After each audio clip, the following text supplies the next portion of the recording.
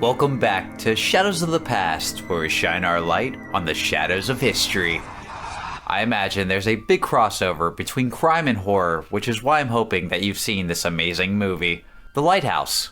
Two men slowly go mad inside the isolated walls, eventually leading to their disappearance. It's pretty amazing. Robert Eggers is killing it. He nails the setting perfectly. The moodiness, the barren feeling, the slow unsettling spiral into insanity. And even though the movie started as an old Edgar Allan Poe story with the same name, similar events would unfold about 50 years later. Men coming to work inside an isolated lighthouse, left for weeks at a time only to disappear. Was it the slow madness of being in continuous bad weather? Or maybe it was an unseen visitor? Could it have been someone out for a thrill kill?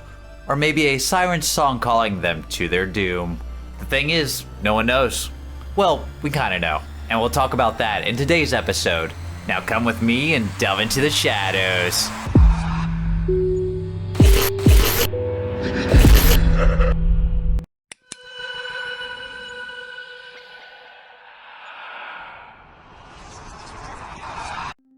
Though 3 men on Flannan Isle to keep them light to light.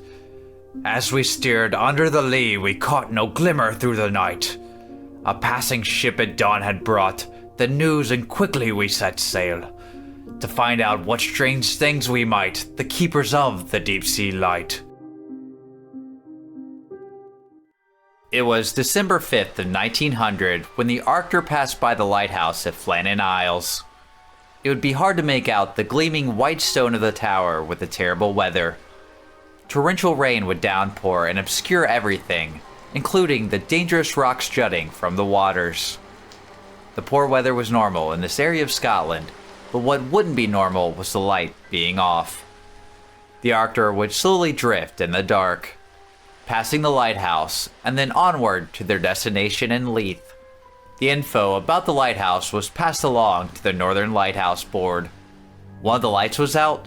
This was an issue. Who knows how many crashes may come about. The board sent a relief ship to check on them. The Hesperus was unfortunately not able to set sail though. There'd be no way to make it through the torrent of rain. They'd have to wait almost a week longer than planned. The ship would arrive at the craggy shore on the 26th. Captain James Harvey had already noticed that no one was there to greet them at the landing platform. Maybe he just needed to give them a wake-up call. He blared the horn. No answer. He decided to take a different approach and sent up a warning flare.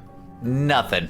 He had a bad feeling about this, a feeling shared by the replacement keeper, Joseph Moore. That feeling only got worse as Joseph rowed ashore to investigate. His legs would feel uneasy as he ascended the rain-slickened stairs upwards to the looming lighthouse, the scent of lime wash and tar hitting him. As soon as he got to the door, he knew something was up. It was unlocked. It should never be unlocked. And as his vision adjusted to the darkness, Moore noticed something else askew. 2 of the 3 oilskin coats were missing. It means they must have gone outside at some point, and someone didn't bring their jacket, and he grew even more unsettled when he saw the kitchen. They still had food on the plates, all of it half uneaten. A chair was also turned over on the floor. It looks like the keepers left in a hurry. But what could have caused them to leave in such a hurry?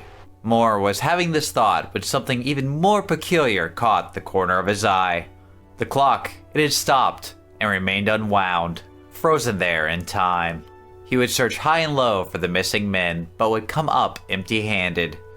A creeping chill would wash over his spine as he walked back to the Hesperus to inform the captain. A telegram would be sent to the board to inform them of the findings. It would read, "A dreadful accident had happened at the Flannans.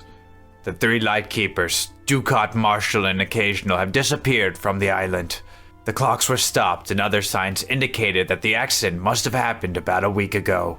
Poor fellows, they must have been blown over the cliffs or drowned to secure a crane. Night coming on, we could not wait to make something as to their fate." The Hesperus then left, leaving Moore and 3 other men to replace the missing crew, hoping they too didn't end in a similar fate. The men would use this time though to investigate even further. They would hit every corner of the island trying to find clues. The east landing of the lighthouse seemed to be perfectly fine, but the west was badly damaged. A box about 100 feet up from the landing had its contents strewn everywhere, cables coiled around everything like giant snakes. The iron railings had also been bent over, while others were ripped out entirely. There was even a 1-ton rock that had been moved. Storm or not, whatever had been here had been quite powerful. And while the replacement lightkeepers were launching their investigation, the Lighthouse Board Superintendent, Robert Murad, was launching one of his own.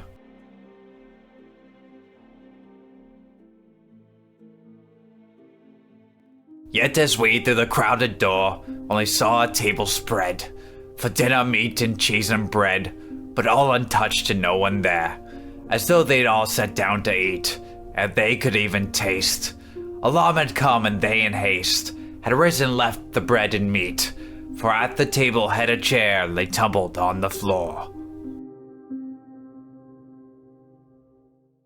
He had hired the 3 men himself, and this was highly unusual. But he wouldn't find anything that Moore hadn't. Well, except for the logbook.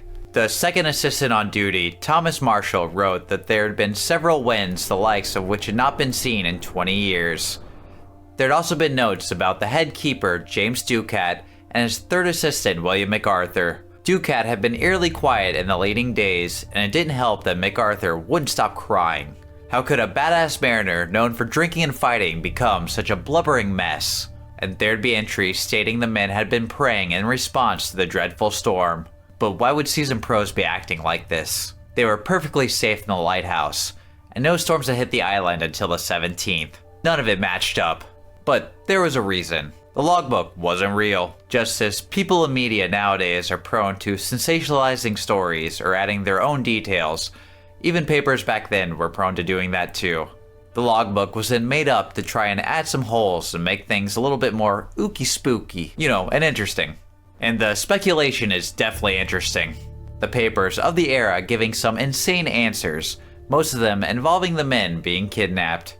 Like the story involving the men being carried away by a giant sea serpent. I can just see it now, all 3 men riding on the back like Falcor on Never-Ending Story, while it's just given the free willy jump. There's also a ghost ship pulling up with a not-so-fond hello. There were even more with the lighthouse keepers being taken by foreign spies, or, the peanut-headed space boys. One of them even writing that they left to start a new life. Just a group of the burliest, saltiest dudes running hand-in-hand off into the sunset. It's beautiful, but unfortunately just fiction. Murad's official report being closer to what may have really happened. It read, "From the evidence which I was able to procure, I was satisfied that the men had been on duty up until dinner time on Saturday the 15th of December, that they had gone down to secure a box in which the mooring ropes, landing ropes, etc. were kept, and which was secured in a crevice in the rock about 110 feet above sea level, and that an extra large sea had rushed up the face of the rock, had gone above them, and coming down with immense force, had swept them completely away." Researcher James Love has found more evidence to support this. The coastline of Eileen Moor has narrow gullies with one leading up to a cave. The storm water could have exploded up out of the cave, easily washing away anyone with it, including McArthur, if he tried to warn his peers about the swelling water.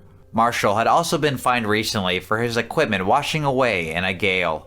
Worried that he's going to get fined, or even worse, lose his job, Marshall tries to secure the equipment with Ducat. McArthur runs out, leaving his coat to yell at them for being stupid when a huge wave slams the shore and drags them off into the dark depths. And with some of the stupid things I've done for job security, I could definitely see this happening. Another lightkeeper who had first-hand experience with the Flannan Isles thinks that one of the men washed away as the other 2 were trying to save him. They too were pulled to their death.